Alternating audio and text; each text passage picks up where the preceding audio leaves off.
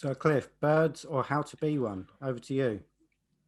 Well, I have to say, I thoroughly enjoyed this film. I really um, was gripped, is maybe the wrong word, but I was just found it very compelling viewing throughout.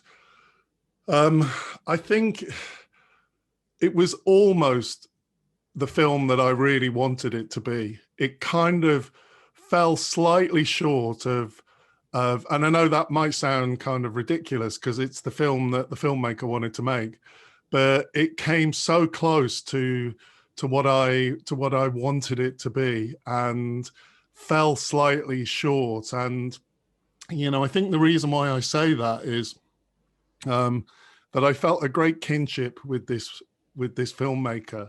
I really felt like,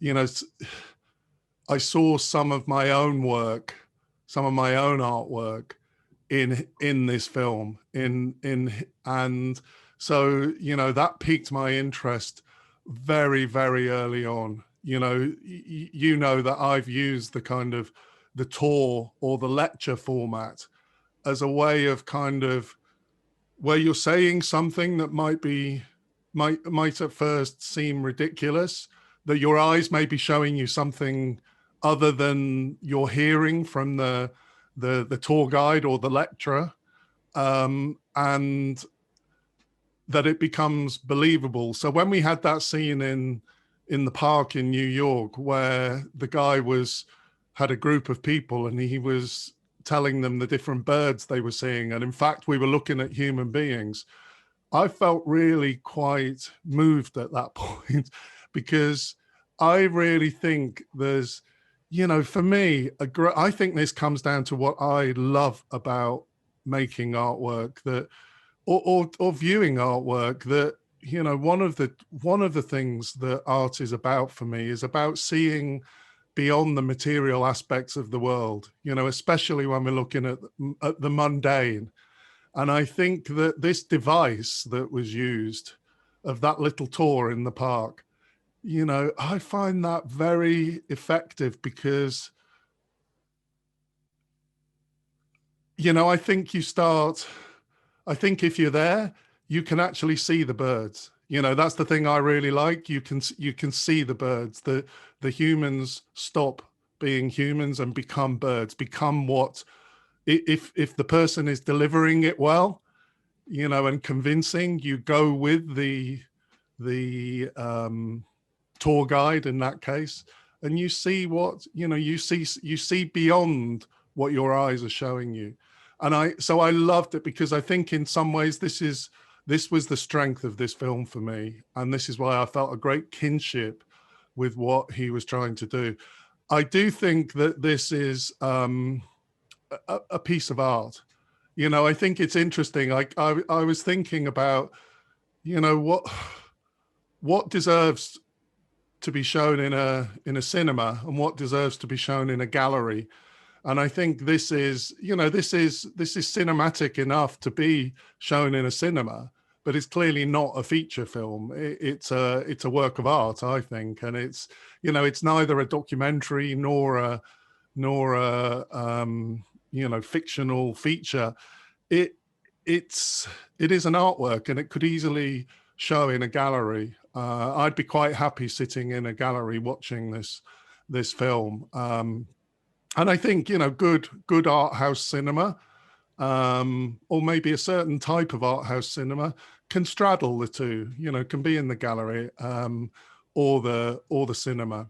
I really liked how the what seemed like quite random clips about human beings and human machines for flying in the sky and kind of politicians. And, I thought that was a very effective way of showing the kind of shallowness and craziness of human beings in relation to birds.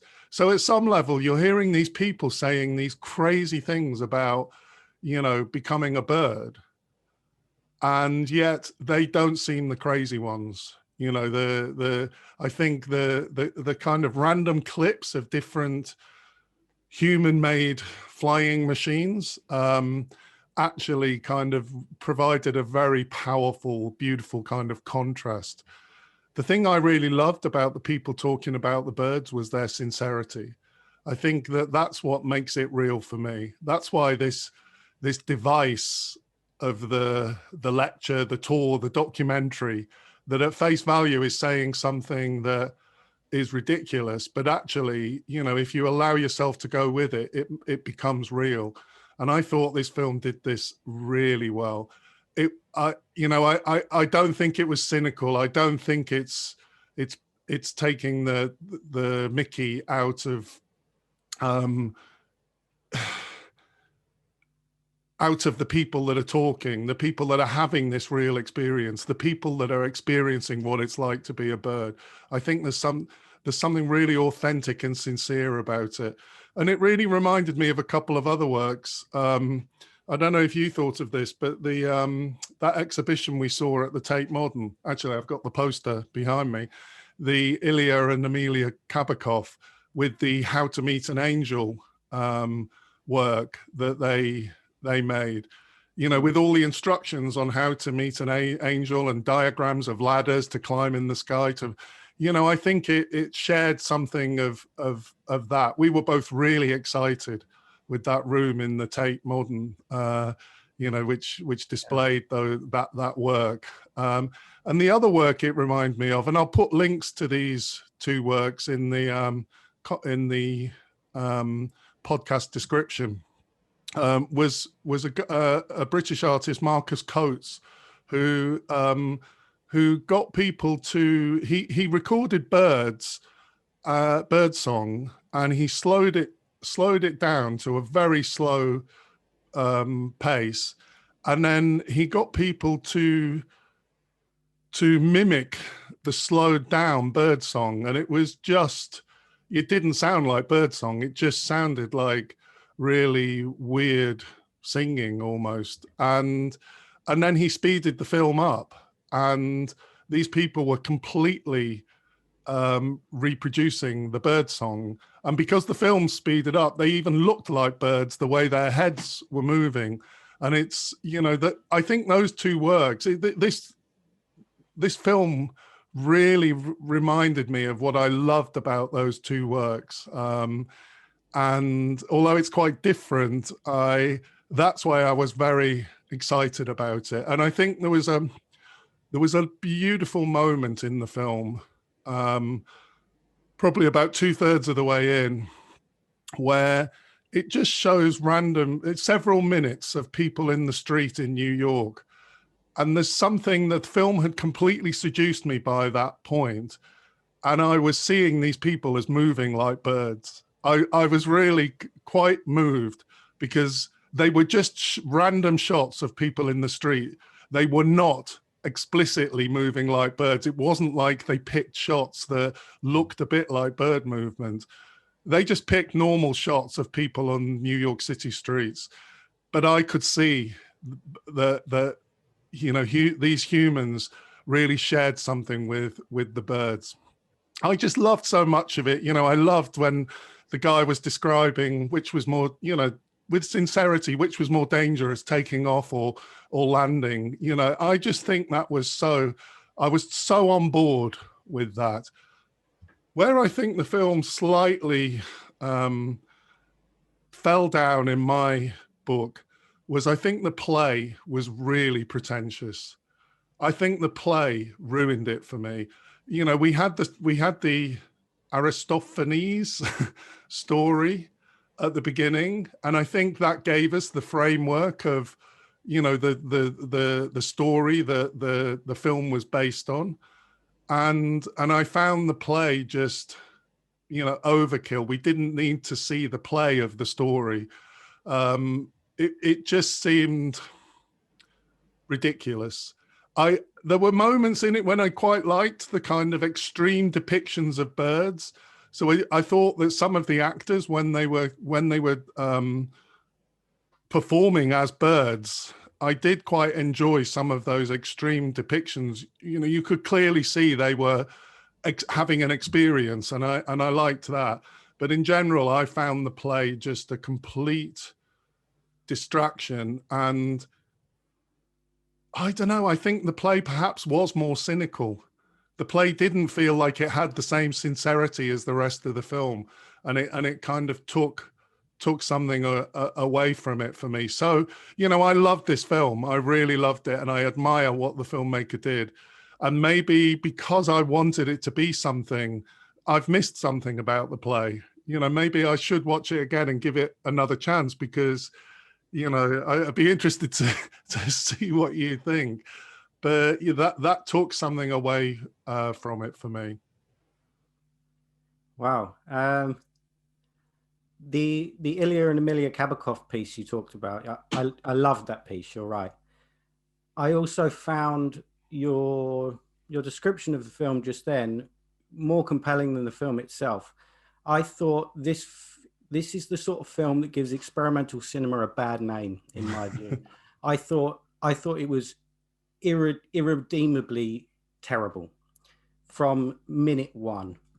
I thought for a while I didn't know if the interviewees were genuine, and that was a problem for me to begin with, because I thought if they are genuine, they're the butt of this joke, because they're surrounded by so much silliness, so much whimsy, that it's like the filmmaker is taking the mickey out of them.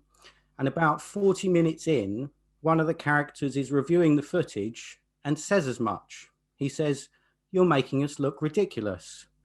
And at that point, if we weren't reviewing it for the podcast, I'd have turned it off, because I felt it's like the filmmaker having someone admit that the filmmaker is taking the mickey out of them excuses the filmmaker from doing it, and it doesn't.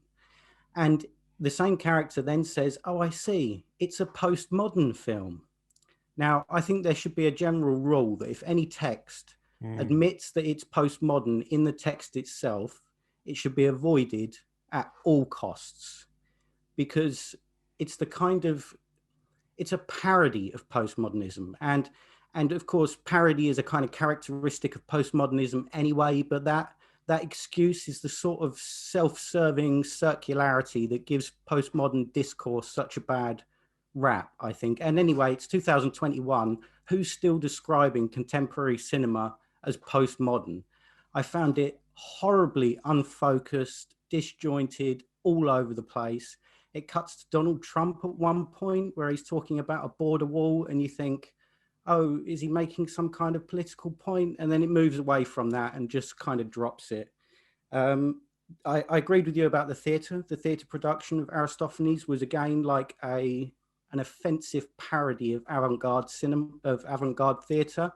And I think if someone who perhaps hadn't had much exposure to experimental film or experimental theatre, and you asked them to describe what they thought it was, they'd probably describe in a very dismissive way something as ludicrous and pretentious as that play. And I found the whole thing awful, just really, really bad. There's even a moment where he cuts to a woman with dwarfism walking dreamily through a field of cactus as if to denote weirdness, which is not just lazy and offensive, it's completely unoriginal, because you've seen that done in films in like the 1970s, a dream sequence and there's a dwarf.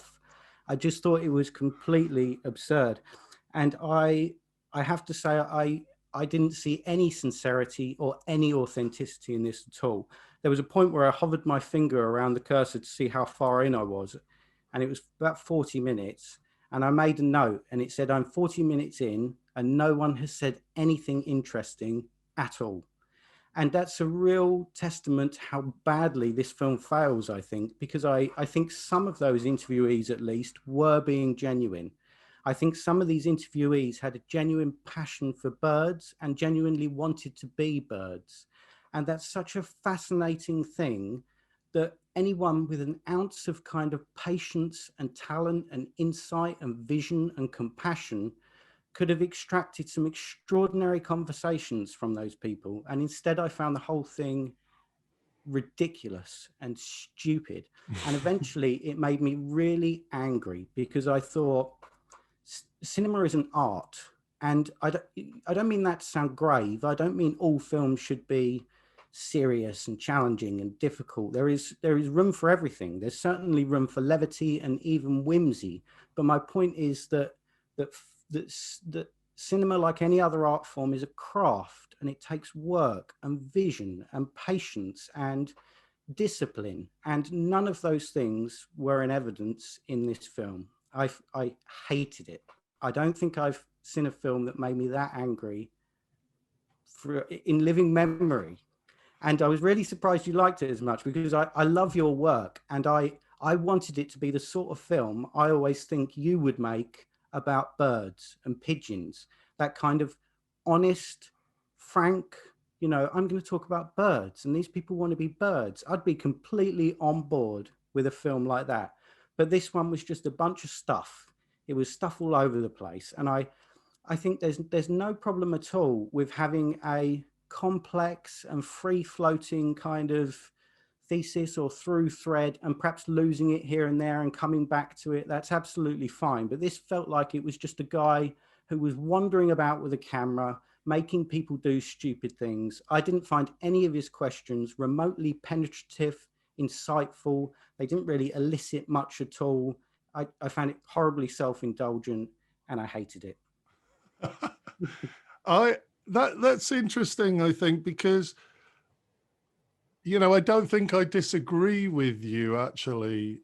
In looking back at the film in the cold light of day, I don't think I disagree with you with a lot of what you say.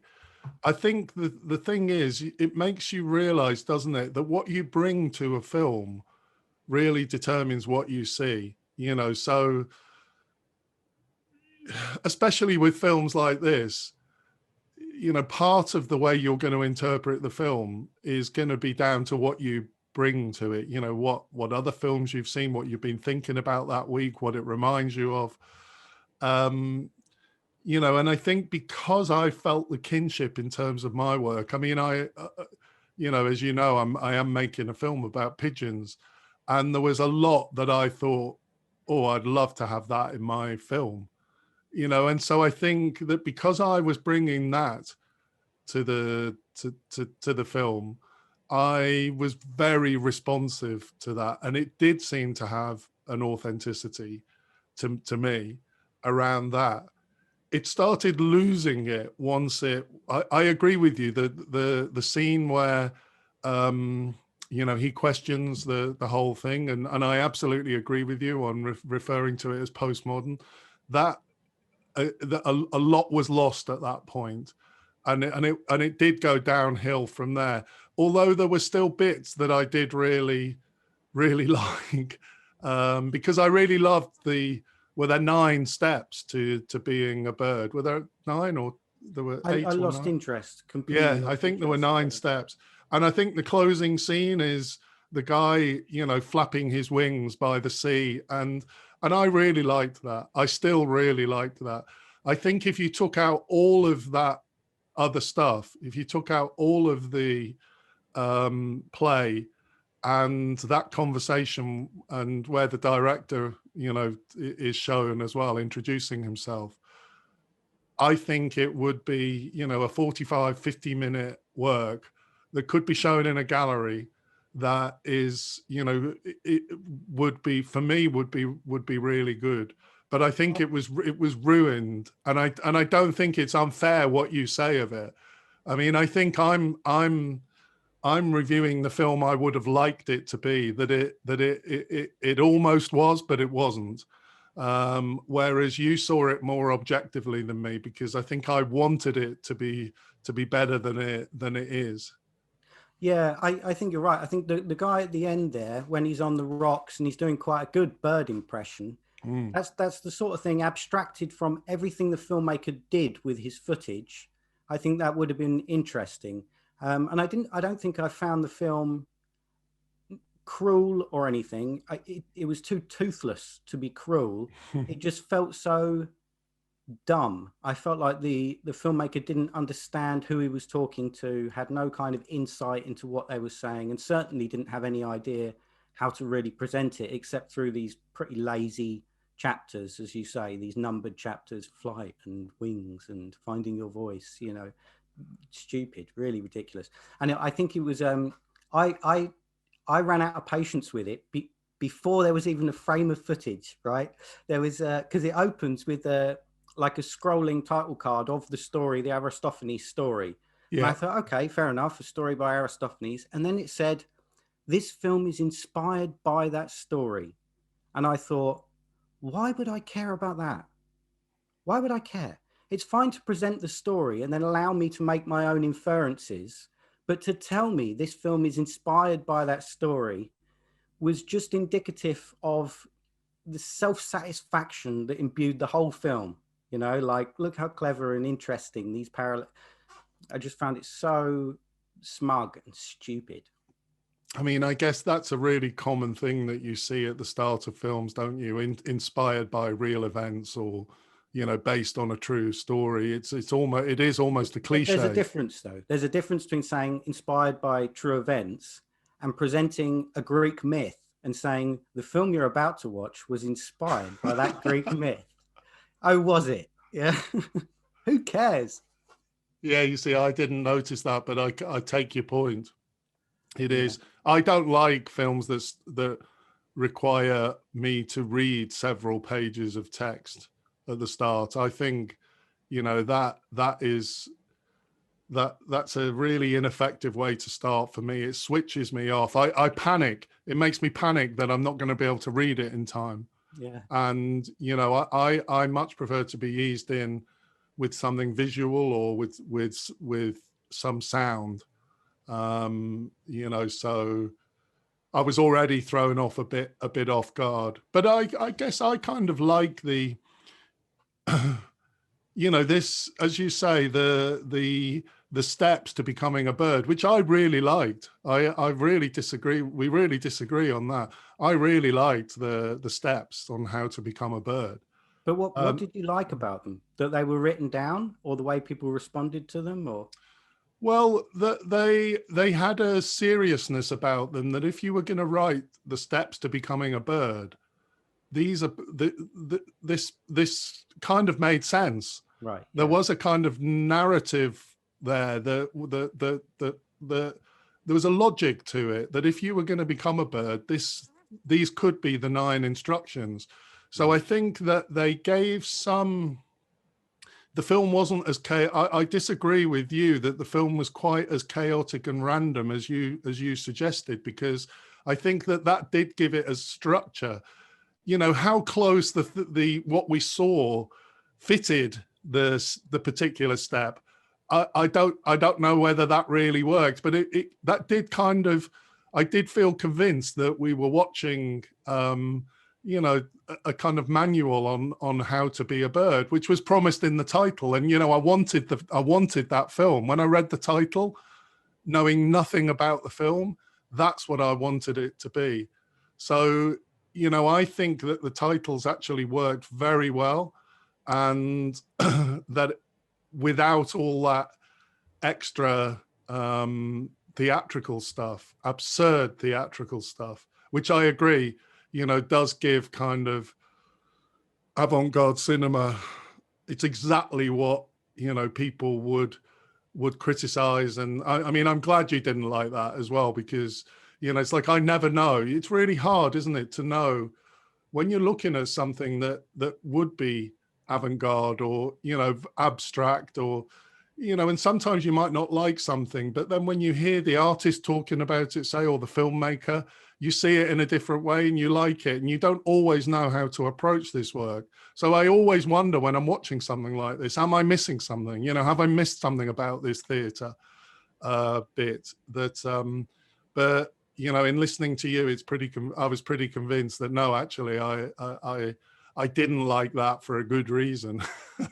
That especially once people started slipping over as well, and it became kind of, you know, like clowns almost. It became just ridiculous. I really agree with you on that. I think it did ruin it. But as an instruction manual on how to become a bird, I thought it was fantastic. I really, really liked that. Maybe if it was maybe if it was just a title and a list of 9 things. So maybe if I'd been given that on a piece of paper, the title, birds or how to be one, with a list of 9 stages, maybe some drawings. I can see the comparison to the Kabakov thing there. Yes, yeah. And maybe I would have enjoyed that. It's just everything about the film itself I hated. Yeah. So again, quite mixed views on on that one, yeah. on a film, yeah. So next week we've got The Woman Who Ran by Sang-Soo. South Korean film. Yeah. Looking forward to it.